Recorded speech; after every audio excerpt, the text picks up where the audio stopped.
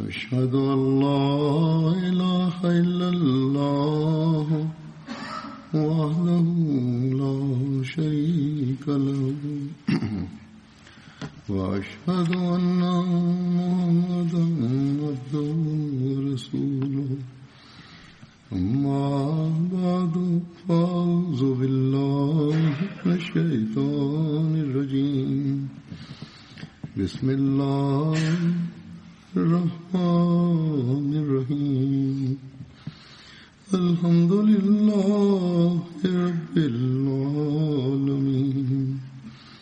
الرحمن الرحيم مالك يوم الدين إياك نعبد وإياك نستعين اهدنا الصراط المستقيم صراط الذين أنعمت عليهم غير المغضوب عليهم ولا الضالين.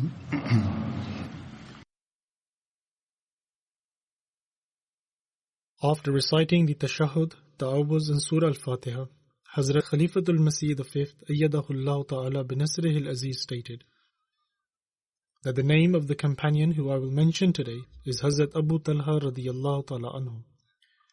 The actual name of Hazrat Abu Talha Ansari radiyallahu ta'ala anhu was Zaid, and he belonged to the Ansar tribe of Khazraj and was the chief of his tribe, and he was more commonly known by his title of Abu Talha.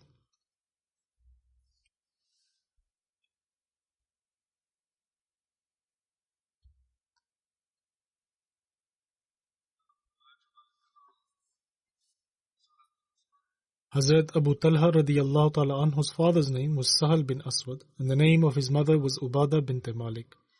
Hazrat Abu Talha radiyallahu ta'ala anhu had the opportunity to pledge initiation at the hands of the Holy Prophet, peace be upon him, during the second pledge at Aqaba. Hazrat Abu Talha radiyallahu ta'ala anhu participated alongside the Holy Prophet, peace be upon him, in all the battles, including the Battle of Badr.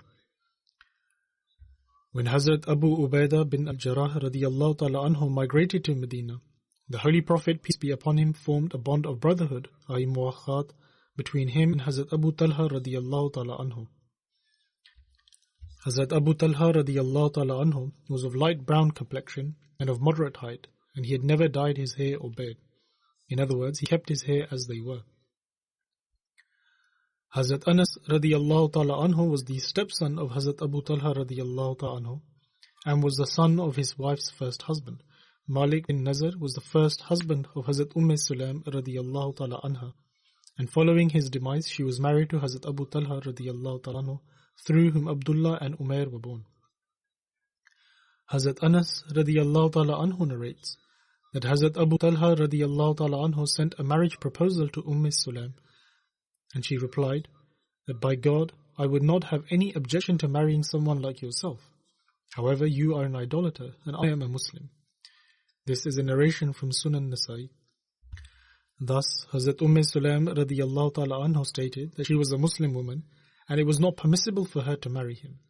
She further stated that if you were to accept Islam, then I would consider this very act in itself to be my dowry and I would not ask of anything else. Hazrat Abu Talha radiyallahu ta'ala anhu accepted Islam, and this was declared to be her dowry. Hazrat Sabit radiyallahu ta'ala anhu used to say that until this day I have not heard of any woman's dowry to be as esteemed as that of Sulaim radiyallahu ta'ala anha.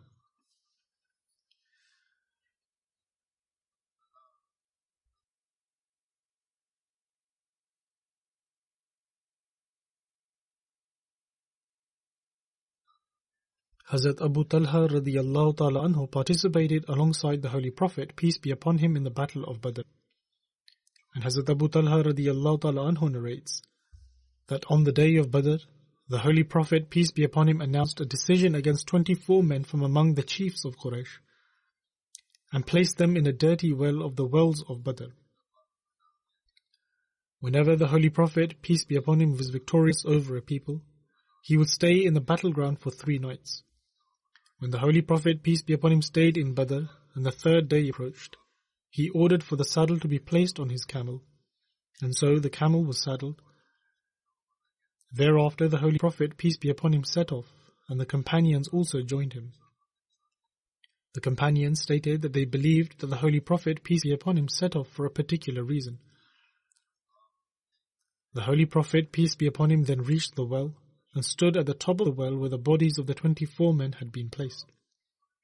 This was a closed well, and the Holy Prophet, peace be upon him, began to call their names as well as the names of their fathers, that, O son of such and such person, had you obeyed Allah and His Messenger, would you not have rejoiced now? For verily we have received what our Lord had promised us. But have you also received what your Lord had promised you? Hazrat Abu Talha radiyallahu ta'ala anhu further narrates that Hazrat Umar radiyallahu ta'ala anhu submitted that, O Messenger of Allah sallallahu alayhi wasallam, what are you saying to these lifeless bodies? The Holy Prophet, peace be upon him, replied that I swear by him in whose hand lies the life of Muhammad sallallahu alayhi wasallam, you are not hearing these words any more than they are hearing them. That is, Allah the Almighty was now relaying those words to them in terms of how terrible their end was. Hazrat Anas radiyallahu ta'ala anhu relates that when the battle of Uhud took place, people dispersed from the Holy Prophet, peace be upon him, after facing defeat.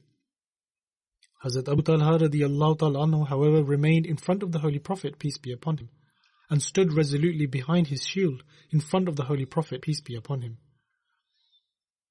It is said that Hazrat Abu Talha radiyallahu ta'ala anhu was an archer who would pull the string of his bow very forcefully, and he had broken 2 or 3 bows that day. In other words, he would pull the bow so forcefully that the string of the bow would snap, and the Holy Prophet, peace be upon him, instructed anyone who passed by with a quiver to give it to Abu Talha radiyallahu ta'ala anhu. In other words, the Holy Prophet, peace be upon him, would instruct others that there were plenty of archers and that they should instead give their arrows to Abu Talha radiyallahu ta'ala anhu, who was standing in front of the Holy Prophet, peace be upon him, at that particular moment. Hazrat Anas radiyallahu ta'ala anhu further relates that the Holy Prophet, peace be upon him, would raise his head and look at people, upon which Hazrat Abu Talha radiyallahu ta'ala anhu used to say that لِأَبِي أَنْتَ وَأُمِّي يَا رَسُولَ اللَّهِ لَا يُصِيبُكَ سَحْمَ النَّحْرِ دُونَ نَحْرِكَ, that, O Messenger of Allah, may my parents be sacrificed for your sake. Please do not raise your head and look around, lest an arrow of the enemy hits you. My chest is in front of your chest. Hazrat Anas bin Malik relates that Hazrat Abu Talha would shield the Holy Prophet, peace be upon him, with the very same shield that he was using, and that he was an excellent archer. When he fired an arrow, the Holy Prophet, peace be upon him, would look at where it landed. This is a narration from Bukhari, and the previous narration was also from Sahih Bukhari. During the Battle of Uhud, it is mentioned that Hazrat Abu Talha radiyallahu ta'ala anhu would recite the following couplet, that Wajhi li wajhika al-waqa, wa nafsi li nafsika al-fida. That is, my face is there to protect your blessed countenance, and my life is ready to be sacrificed for yours.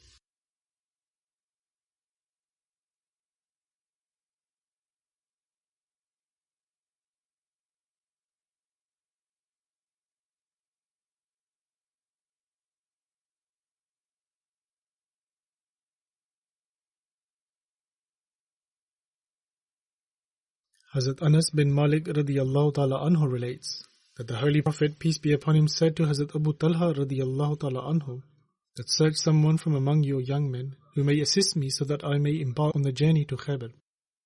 Hazrat Abu Talha radiyallahu ta'ala anhu placed me, that is Hazrat Anas radiyallahu ta'ala anhu, on the back of his mount and took me with him. Hazrat Anas radiyallahu ta'ala anhu relates that I was a young boy at the time and had almost reached the age of adolescence, and I would serve the Holy Prophet, peace be upon him, and when the Holy Prophet would get off from his mount, I would often hear him recite the following prayer. Allahumma inni a'udhu bika min al-hammi wal-hazani wal-ajzi wal-kasali wal-bukhli wal-jubni wa zala'il dayni wal-ghalbati rijal. That is, O Allah, I seek refuge with you from worry and grief, from incapacity and laziness, from miserliness and cowardice, and from being heavily in debt, and from being overpowered by others. In another account of Hazrat Anas radiyallahu ta'ala anhu, the first was from Sahih Bukhari, and this account is also from Sahih Bukhari, in which Hazrat Anas radiyallahu ta'ala anhu relates that the Holy Prophet, peace be upon him, entered Medina, but had no servant. Hazrat Abu Talha radiyallahu ta'ala anhu held my hand and brought me to the Holy Prophet, peace be upon him, and stated that, O Messenger of Allah sallallahu alaihi wasallam, Anas is a wise child and he can be of service to you. Hazrat Anas radiyallahu ta'ala anhu states that I served the Holy Prophet, peace be upon him, whilst he was journeying and also whilst he remained in his residence. The Holy Prophet, peace be upon him, never questioned me as to why I carried out a task the way I did. And similarly, if there was a task I failed to undertake, the Holy Prophet, peace be upon him, would never ask me why this was the case. In other words, the Holy Prophet, peace be upon him, would never admonish him. Hazrat Anas bin Malik radiyallahu ta'ala anhu further narrates that he was with the Holy Prophet, peace be upon him, when he returned from Usfan, which is a place situated between Makkah and Medina. And at the time, the Holy Prophet, peace be upon him, was riding his camel and had seated Hazrat Safiya bint Huyay radiyallahu ta'ala anha behind him, when all of a sudden the camel stumbled, causing them both to fall. Hazrat Abu Talha radiyallahu ta'ala anhu immediately dismounted his camel, saying, O Messenger of Allah sallallahu alaihi wasallam, may I be sacrificed for you? The Holy Prophet, peace be upon him, replied that first inquire about the lady. Hazrat Talha radiyallahu ta'ala anhu drew a cloth over his face as he went towards Hazrat Safiya radiyallahu ta'ala anha, and then placed that cloth over her. Thus, this shows how much regard he had for Barda. Thereafter, he readied the camel for them to mount once again, and they all formed a ring around the Holy Prophet, peace be upon him. And when they reached near the outskirts of Medina, the Holy Prophet, peace be upon him, stated, Aibuna ta'ibuna, abiduna lirabbina hamidun. That is, we are those who return and who repent to their Lord and who worship Him and praise Him. The Holy Prophet, peace be upon him, continued to recite these words until he entered Medina.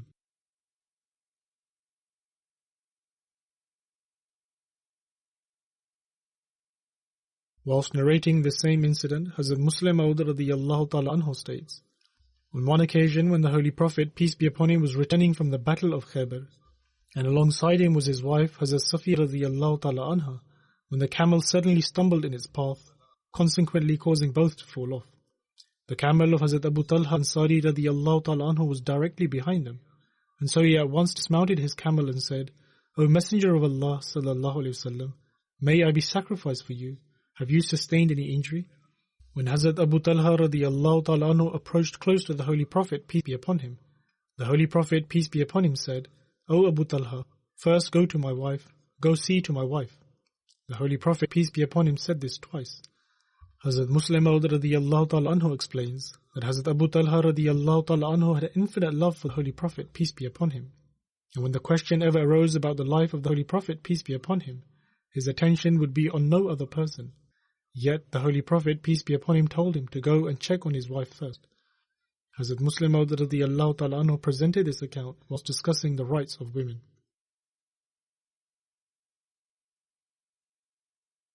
Hazrat Anas radiyallahu ta'ala anhu relates that the Holy Prophet, peace be upon him, launched an attack on Khaybar, and we offered the morning prayer when we had approached near Khaybar, whilst it was still dark.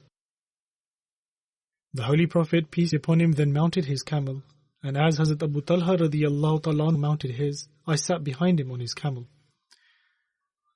The Holy Prophet, peace be upon him, then made his camel run fast in the valley of Khaybar, and my knee was rubbing against the thigh of the Holy Prophet, peace be upon him, as they were so close to one another. Then, due to the heat or perhaps for comfort, the Holy Prophet, peace be upon him, removed the cloth from his thigh.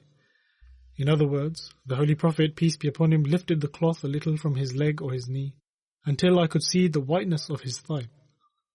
Here by thigh it means that the part that is just above the knee. Thereafter, when the Holy Prophet, peace be upon him, entered the village, he stated, Allahu Akbar kharibat Khaybar, inna iza nazalna bis-sahati qawmin, fasa sabahul munzirin.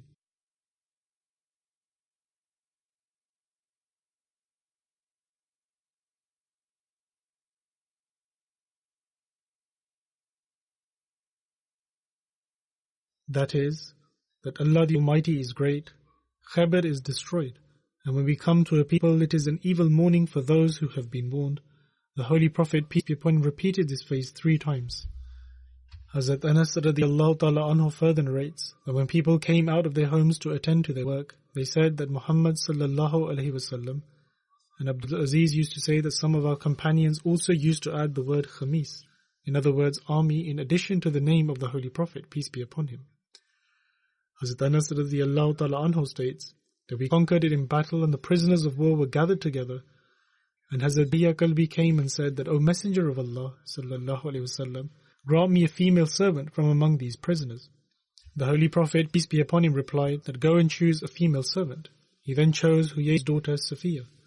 Thereupon someone approached the Holy Prophet, peace be upon him, and said that, O Prophet of Allah, peace be upon him, you have handed the daughter of the chief of the Qurayza and Nazif tribe, Safiya bint Huyay, to Dihya, whereas she is only suitable for you.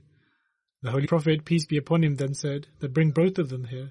So he went and brought Safiya, and Dihya also came.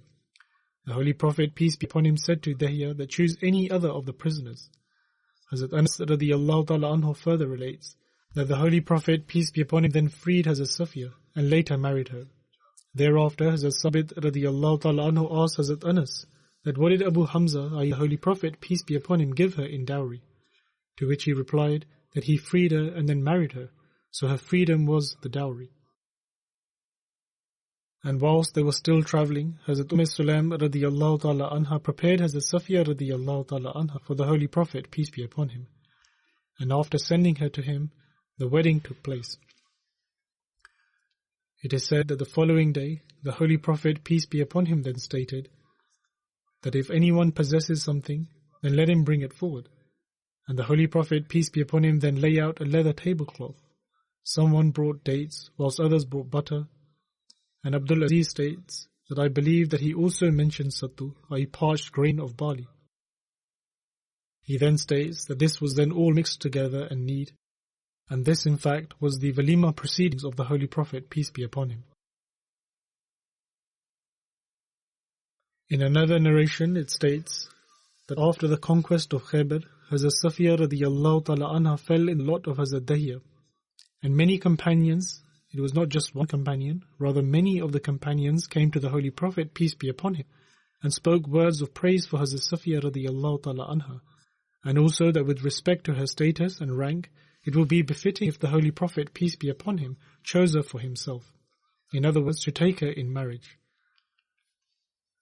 Thus, the Holy Prophet, peace be upon him, sent a message to Hazrat Dihya and took Hazrat Safiya radiyallahu ta'ala anha in exchange for 7 prisoners.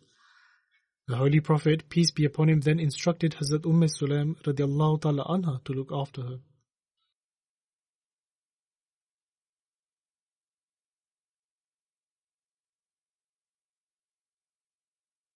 And then, as it was mentioned earlier, that the Holy Prophet, peace be upon him, then married Hazrat Safiya radiyallahu ta'ala anha.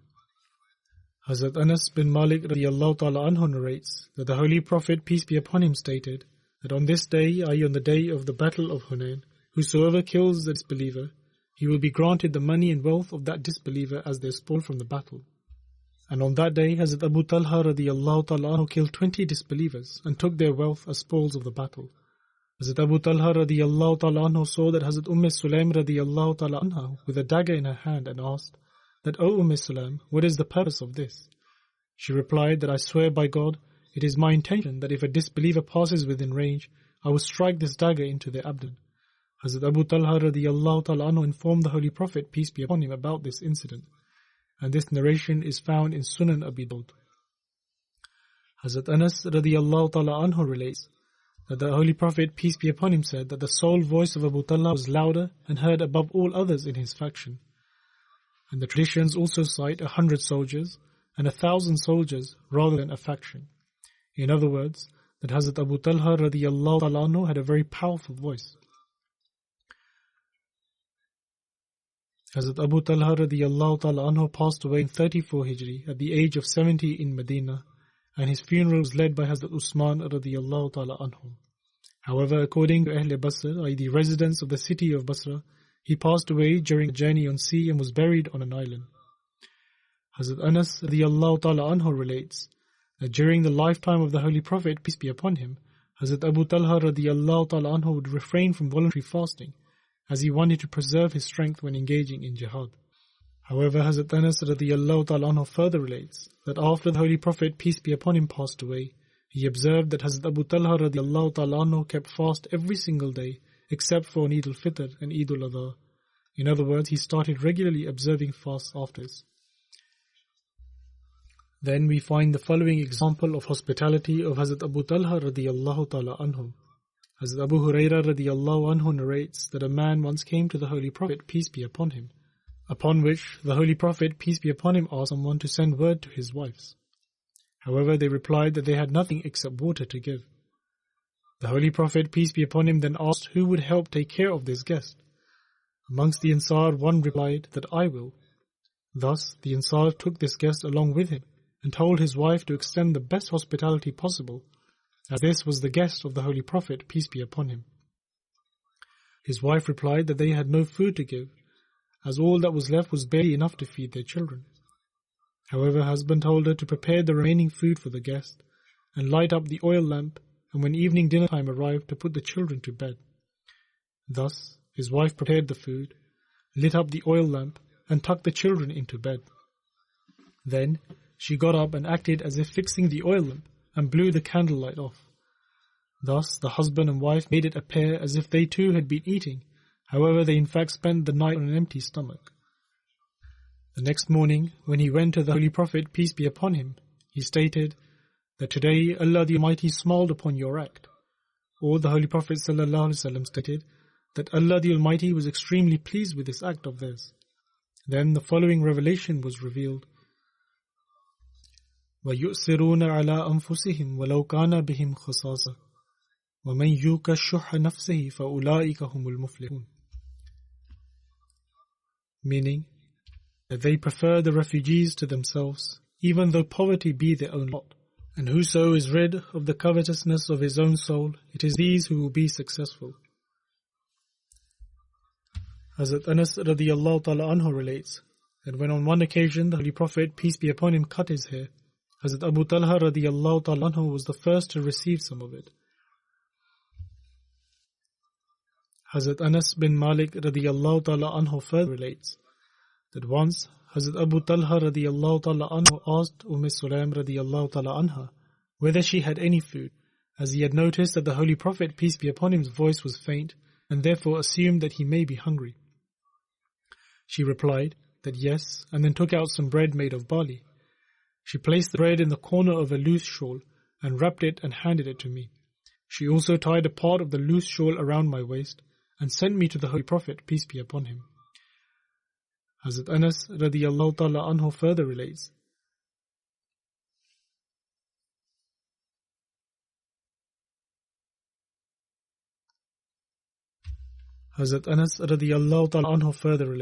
that I took this with me and found the Holy Prophet, peace be upon him, in the mosque, where there were some others as well. I stood beside the Holy Prophet, peace be upon him, who said that, has Abu Talha sent you? Yes, indeed, I replied. Has he sent you with food? Asked the Holy Prophet, peace be upon him, to which I replied, yes. The Holy Prophet, peace be upon him, then instructed the companions around him to depart with him.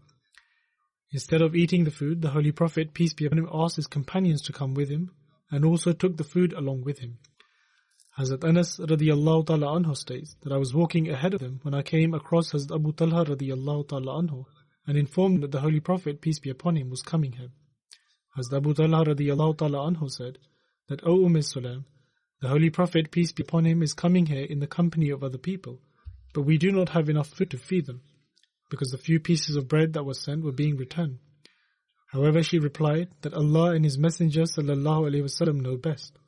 Hazrat Abu Talha radiyallahu ta'ala anhu quickly left from his home in order to meet the Holy Prophet, peace be upon him, as Hazrat Anas radiyallahu ta'ala anhu reached home before them. Hazrat Abu Talha radiyallahu ta'ala anhu arrived with the Holy Prophet, peace be upon him, and the Holy Prophet, peace be upon him, said, O Sulaim, bring whatever you have to eat.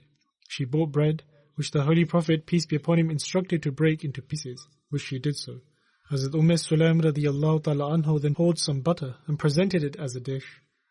The Holy Prophet, peace be upon him, then prayed on the bread in the manner God Almighty desired from him.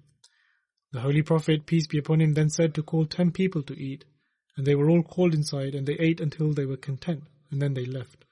The Holy Prophet, peace be upon him, then said to let the next 10 people inside, and they also ate until they were content, and then they left. The Holy Prophet, peace be upon him, then said to let another 10 people inside, and they also ate until they were content, and then they also left. The Holy Prophet, peace be upon him, then said to let the next 10 people inside, and they also ate until they were content, and then they left. Thus, all of them ate to their fill, and they totaled approximately 70 or 80 people. Thus, this is one of the narrations that shows the blessings of the prayers of the Holy Prophet, peace be upon him.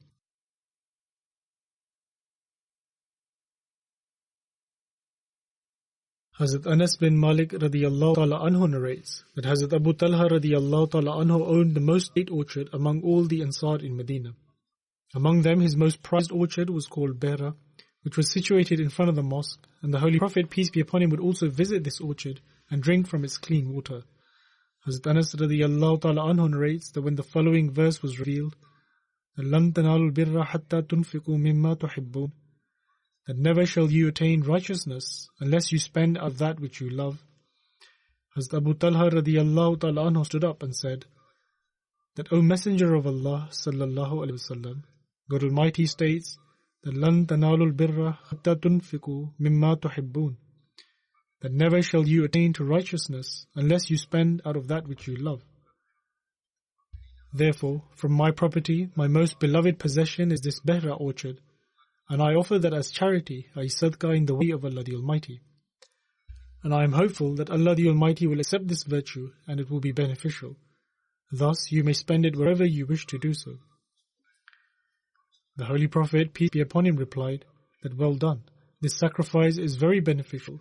Or perhaps the Holy Prophet, peace be upon him, stated that this sacrifice will be everlasting. The Holy Prophet, peace be upon him, then stated that I have heard your request, and I consider it best if you distribute this amongst your close relatives. Hazrat Abu Talha radiyallahu ta'ala anhu replied that, O Messenger of Allah sallallahu alaihi wasallam, I shall do so exactly as you have commanded.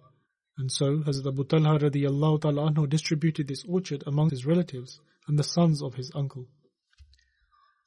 Hazrat Abu Talha radiyallahu ta'ala anhu has the honor and privilege of being the one who buried one of the daughters of the Holy Prophet, peace be upon him, after her demise.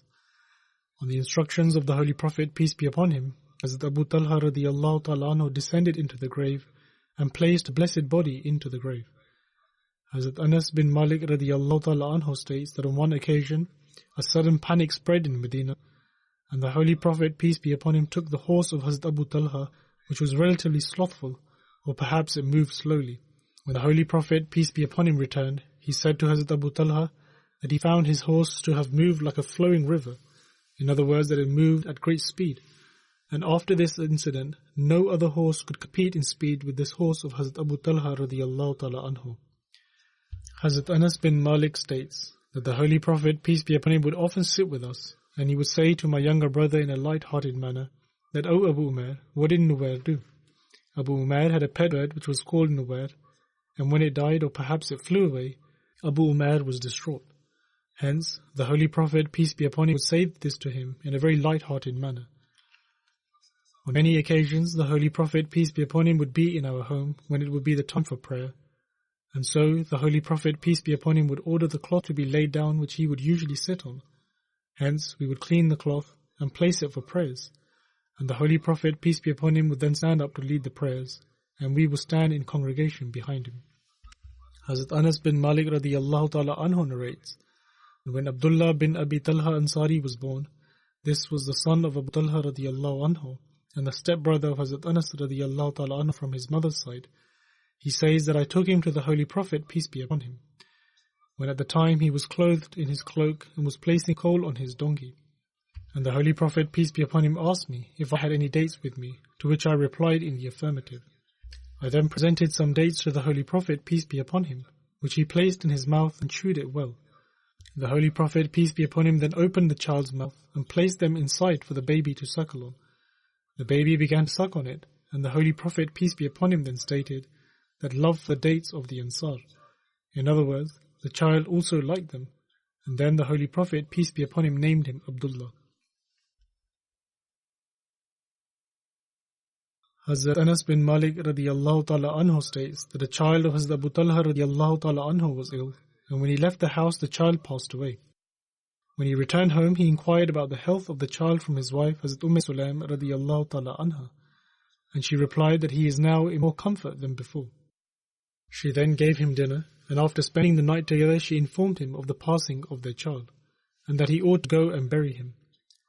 Thus, in the morning, Hazrat Abu Talha radiyallahu ta'ala anhu mentioned this entire incident to the Holy Prophet, peace be upon him, who then prayed for his offspring, and hence, after this incident, he was blessed with a son.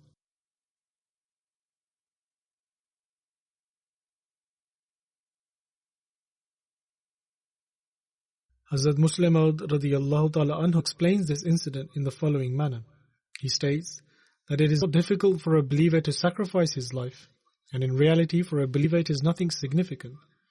He then states that with regards to Ghalib there are varying opinions about whether he drank alcohol or not.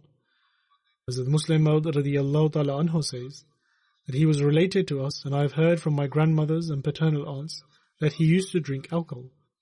But even a person who was addicted to alcohol could compose the following verses: that though I gave my life for him, it was his in any case. To speak the truth, I couldn't repay my dues to him. In other words, if one were to offer their life in the way of Allah the Almighty, it is not an extraordinary feat, for even this life was after all granted by Him. Hence, to sacrifice one's life in accordance to the commandment of God Almighty is not considered as huge sacrifice on His part, because after all, His very life belonged to God, and thus to return something which one has been entrusted with temporarily does not constitute as sacrifice. Hazrat Muslim Maud radiyallahu ta'ala anhu states that there is an account recorded in the hadith regarding a female companion of the Holy Prophet, peace be upon him, Sulaim radiyallahu ta'ala anha. The Holy Prophet, peace be upon him, had tasked her husband Abu Talha radiyallahu anhu with some religious duties for which he had to travel outside of the city. At the time the child was unwell, and naturally he was very concerned about the condition of the child. When the companion returned, the child had passed away in his absence, and the mother placed a sheet of cloth over the child's body and readied herself by taking a bath and put on some perfume. Then, whilst displaying great courage, she welcomed her husband home. Upon arriving, the companion immediately inquired about the child's health, and she replied that the child was completely at rest. The companion then contentedly ate his meal, took some rest, and also spent the night with his wife. It was only after this that the wife then stated that I would like to ask something from you. What is it you wish to ask? Said the husband. His wife then stated that if someone entrusts you with something and then after a while wishes to take it back, should that be returned to him or not? The husband replied that which foolish person will not return that which was only kept with him as a trust? But after all, one may be a little saddened since they have to return it, said his wife. The husband replied, why should one be saddened? It was not his to begin with. Therefore, there is no question of expressing any sadness over it. The wife then stated, well, if that is the case, then Allah the Almighty, who only granted this child to us as a trust, has now taken it back. Thus, such was the courage and strength that was displayed by the women in that time. Therefore, to offer one's life is not something significant, particularly for a mu'min, i.e. a true believer. According to the aforementioned hadith, it states that the Holy Prophet, peace be upon him, then prayed for them, and as a result they were blessed with many children.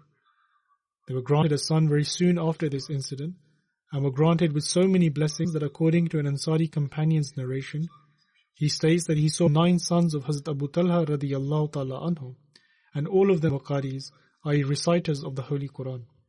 Asim Ahwal relates that he saw the Holy Prophet, peace be upon him's bowl with Hazrat Anas radiyallahu anhu. A crack had appeared in the bowl, and Hazrat Anas had repaired it with silver. It was a large and beautiful bowl made from a very high quality wood, and Hazrat Anas related that on many occasions he had the opportunity to present water to the Holy Prophet, peace be upon him, from this bowl. Ibn Sirin relates that this bowl was joined together with a metal thread, and Hazrat Anas wished to join it together with a thread made of gold or silver.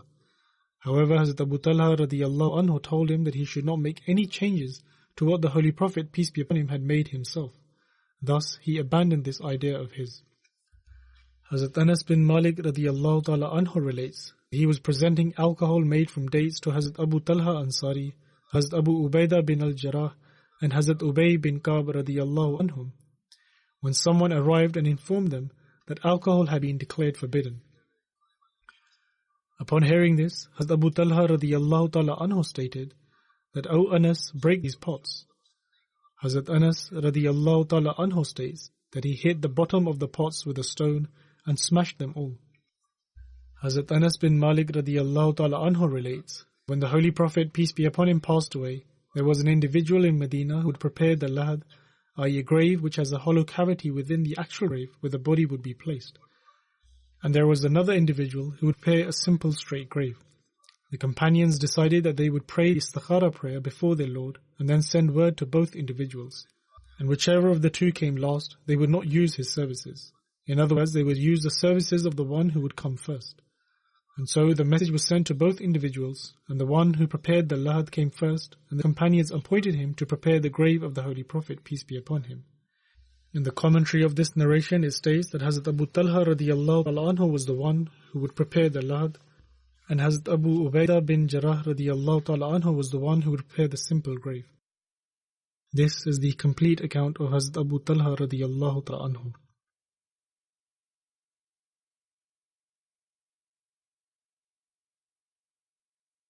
I shall now mention some brief details of a deceased member and will also lead the funeral prayer in absentia after the Friday prayers.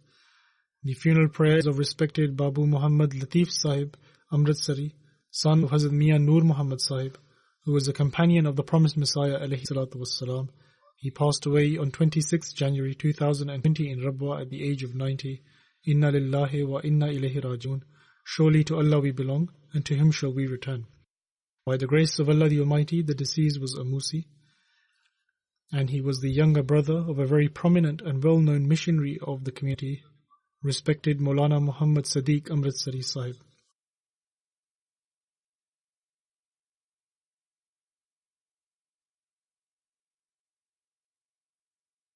Babu Latif Sahib's father, respected Mian Nur Muhammad Sahib, was a companion of the promised Messiah alayhi salatu wassalam. And his father took Babu Latif Sahib before Hazrat Khalifatul Masih II radiyallahu ta'ala anhu and presented him for waqf, i.e. life devotion. Hazrat Khalifatul Masih II radiyallahu ta'ala anhu stated that he had two sons, and one of his sons was already a waqf, i.e. life devotee, and was serving as a missionary, and that this son of his shall also serve all his life like a waqf. And indeed he served like a waqf. After working as an office clerk in the railway department for 4 years, Latif Sahib presented his services to work for the Jamaat in October 1952 and was thus granted the opportunity to serve the Jamaat. His initial posting was in Nizarat Baitul Mal in 1952, and in 1954 he was transferred to the office of Roznama Al-Fazl. In 1961 he was appointed as one of the workers in the private secretary office, and he served in the private secretary office for the last 3 years of Hazrat Khalifatul Masih Sani radiyallahu ta'ala anhu's khilafat. And he continued to serve in this office during the khilafat of Hazrat Khalifatul Masih III rahimahullah. After the migration of Hazrat Khalifatul Masih IV rahimahullah, the private secretary office also continued to operate there as well, and he served there till 2014.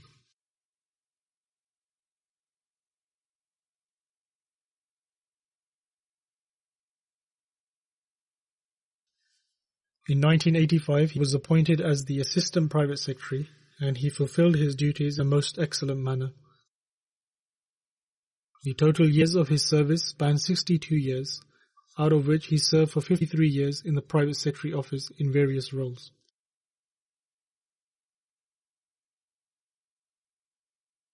He had great skill and talent for his work, and worked extremely diligently. Alongside his work, he also had a keen interest for religious knowledge and had extensively studied the literature of the Jamaat.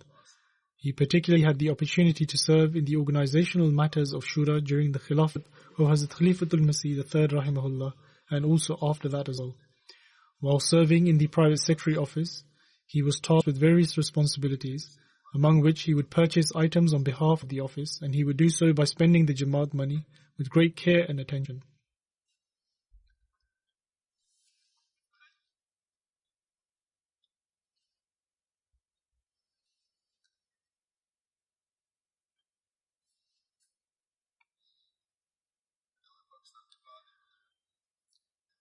After the creation of Pakistan, he also had the opportunity to serve in the security of the Markaz, i.e. the headquarters in Qadian, for some period of time.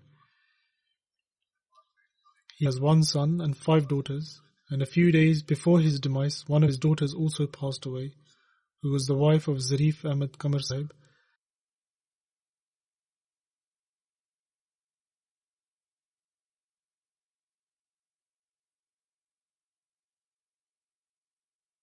The daughter who passed away also has a son who is currently serving as a missionary.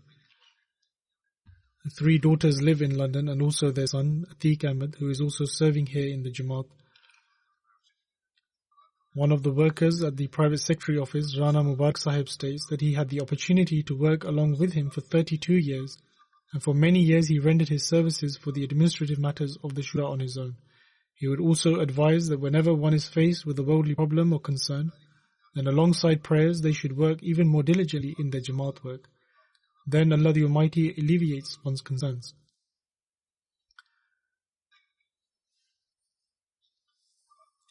He also states that if ever a fellow worker made a mistake, he would always advise them in a very loving manner. Many other office workers have written the same, that he worked extremely diligently and would advise the fellow office workers. He had great knowledge of the rules and regulations of the Anjuman, and he was also very proficient in writing and would always select the most suitable words.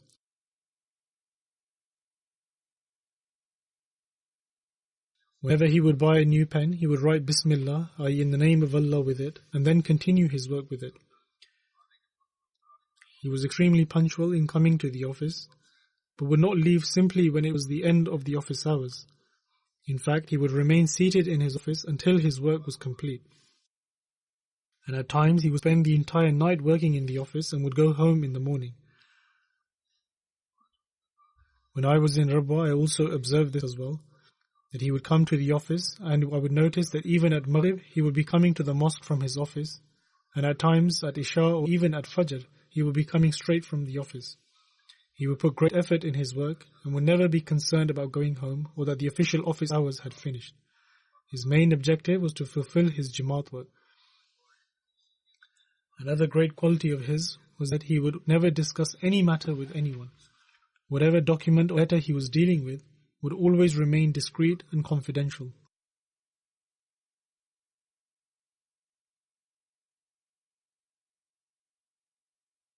Similarly, Nasir Sayyid Sahib has written that in 1974, when Hazrat Khalifatul Masih III Rahimahullah would go to the Islamabad National Assembly, Latif Sahib was also part of the private secretary staff that would go with Hazur. And apart from fulfilling his office duties, he would also assist others as well in their work, such as help wash the dishes with other workers. In other words, he was an extremely selfless person.